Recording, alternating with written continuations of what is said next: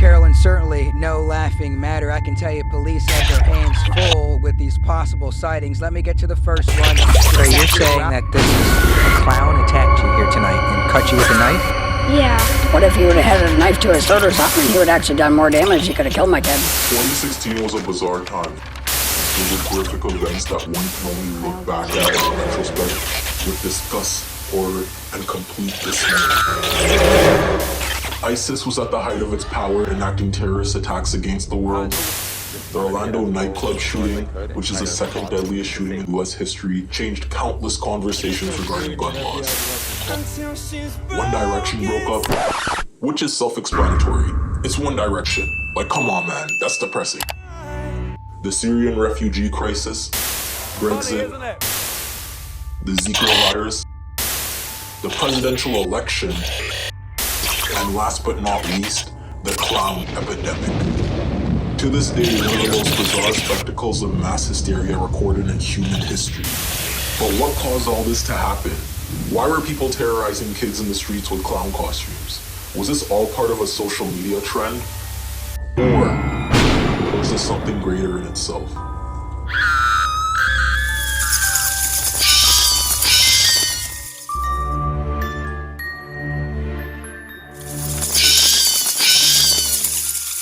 First of all, greetings. Happy spooky season. my name is Turb and welcome to my channel. And if you're new here, remember to subscribe for more content. I'll be doing spooky time videos all of October. So hang on to your treats and prepare to be tricked. That sounded cooler in my head.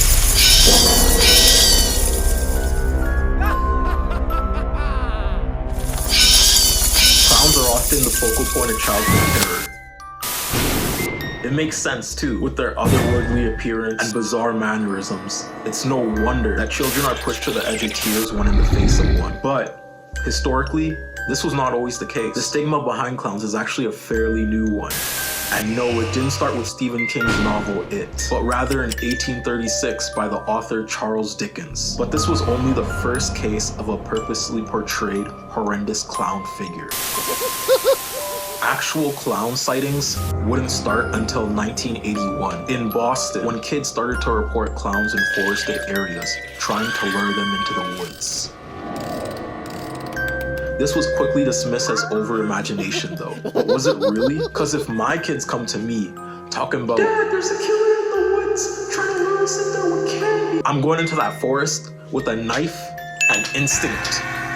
Tell Pennywise, meet me by the third sapling with my knife.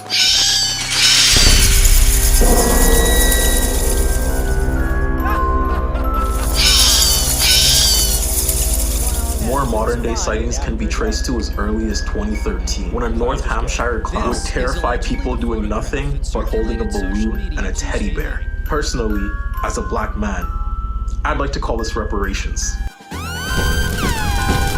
This is definitely reparations, and I hope this culture continues in Britain, but sadly it didn't. This wasn't an exclusively British event though. States like California, New Mexico, Indiana, and Florida also were focal points of clown sightings at this time. Though at this certain period of history, clown sightings would be bizarre, no one could anticipate what would happen in only 3 years' time. Events that would make the North Hampshire clown look like child play. They say history repeats itself. Well, sometimes it does, to an even more cataclysmic extent.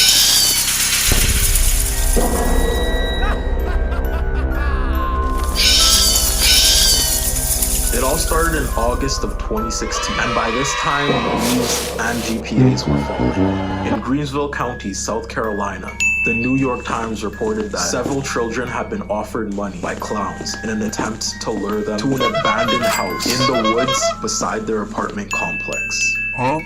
What they were trying to do remains unknown. One woman reported seeing a clown loitering under a streetlight at night, and another said a clown had been banging chains on her front door. The following week, madness began when 3 clown sightings were reported in North Carolina, where Mr. Beast lives.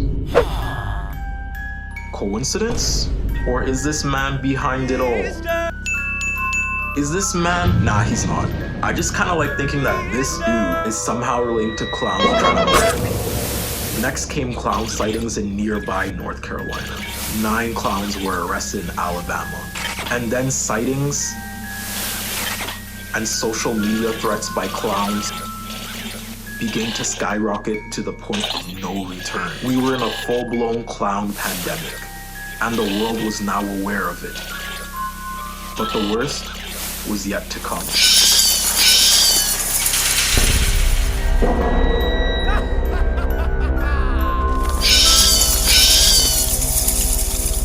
At this point in time, the hysteria has reached its peak. Everywhere on social media, clowns were trending, brandishing their creepily drawn makeup, knives, baseball bats, and even in some cases, guns. In Martinsburg, Pennsylvania, a man was charged with harassing, prowling, and threatening violence after a neighbor reported that he was lurking around his home while dressed as a clown, carrying an airsoft pistol on September 25th. That same night, a clown mask was involved in the stabbing of a teen. Although it's unclear whether the mask was worn by the victim, the perpetrator, or a third party, it's creepy to know that these two events could be linked.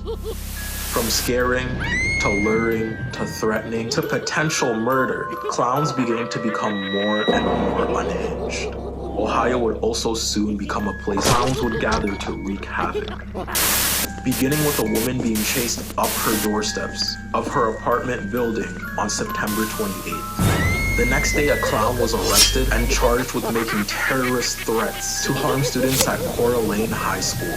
And just when you thought the week couldn't get any worse, 2 days later, a woman called 911 to report that she'd been attacked by a clown that made threats against students. Kim Youngblood told police dispatchers that the clown grabbed her throat, threatened to kill her, and then stated there were going to be teachers and students who were going to be sorry that they were ever born.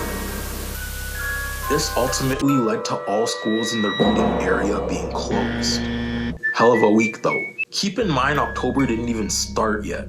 By the time October rolled around, there were so many documented incidents, you would think you were reading a creepypasta. Some of them included a 13-year-old from Virginia being arrested after attempting to hire a clown via social media to kill her teacher.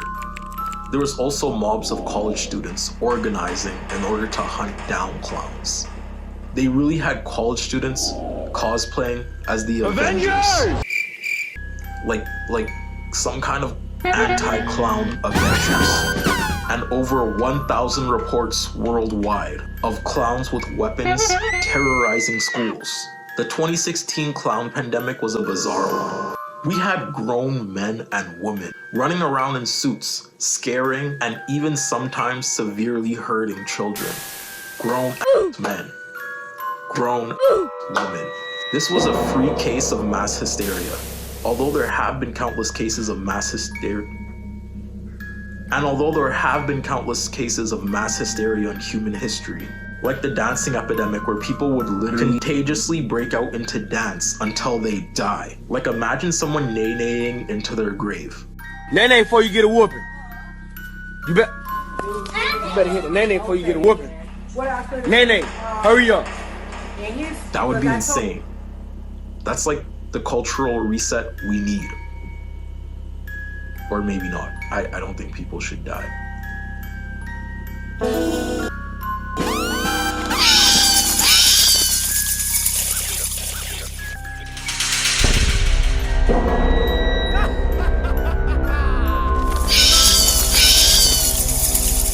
Well, tell me your thoughts and opinions in the comment section. I will gladly have a healthy conversation with you. And hey, thank you for staying till the end of this video.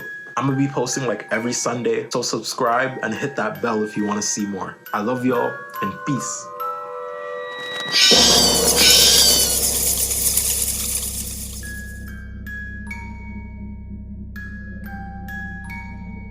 Ha ha ha ha!